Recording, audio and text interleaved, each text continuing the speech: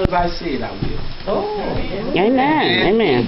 This lesson starts out with Jesus doing what he's always doing, being about his Father's business. Amen. It says that he was on his way home from his journey. Amen. He had did the Sermon on the Mount. He had been fasting and praying, and he was on his way home, and he was stopped by a man.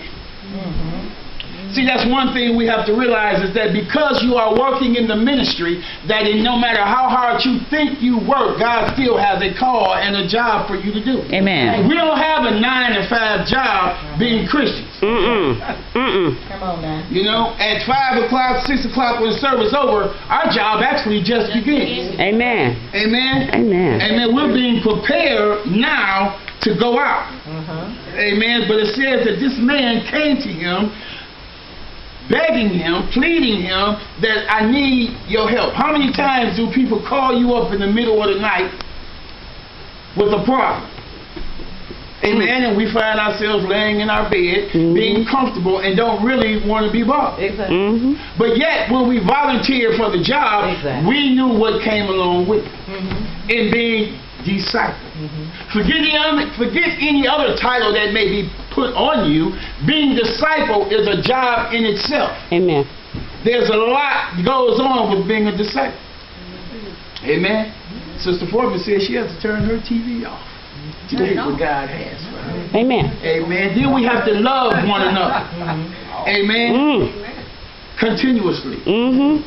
Come on now. That's a task in itself. All by Very itself. much so. Because you know we can say some Be things, unlovable. things to cause one another to be real hard to love one another.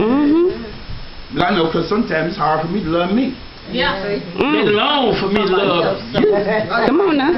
All of my own personal problems. Right. If I can't stand me sometimes, come on now. I mean, you got to be for real. Sometimes it's hard. It's hard. It is. But it says that we are to be ready. So it says that there are times we find ourselves, after being obedient and faithful to God, weary and tired, but still being called upon to do a work. Luke 12:40 says, whom so much is given, of him shall much be required.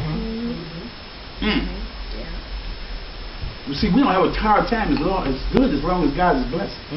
Ooh, come on now. But when it becomes my turn to be a blesser, Come on, come on. see, then I'm tired. Then I'm weary. My cabinets is full. My family is okay. I ain't in no need for nothing, but I'm full. But when it's time for me to come and bless somebody else, I got a problem. You know, I don't want to give to the homeless. Come on. You know, I don't want to feed the hungry. Come on now. Galatians 6:9 says, and let us not be weary in our well-doing. For in due season you shall reap if you faint not. See, so sometimes we can't get tired and say, I'm tired of helping sister so-and-so or doing something for brother so-and-so.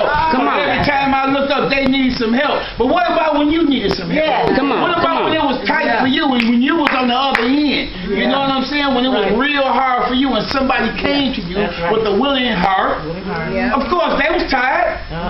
They had challenges just like you do. But it says, don't grow weary in your well-doing. Don't be talking about your brother and sister that you got to help. That's right. You know, I'm tired of sister so-and-so. I'm tired of brother so-and-so. You know, you walk in the church, everybody know what somebody I done done for you. Right. Come on now. You know? 2 Timothy 4:2 says, preach the word.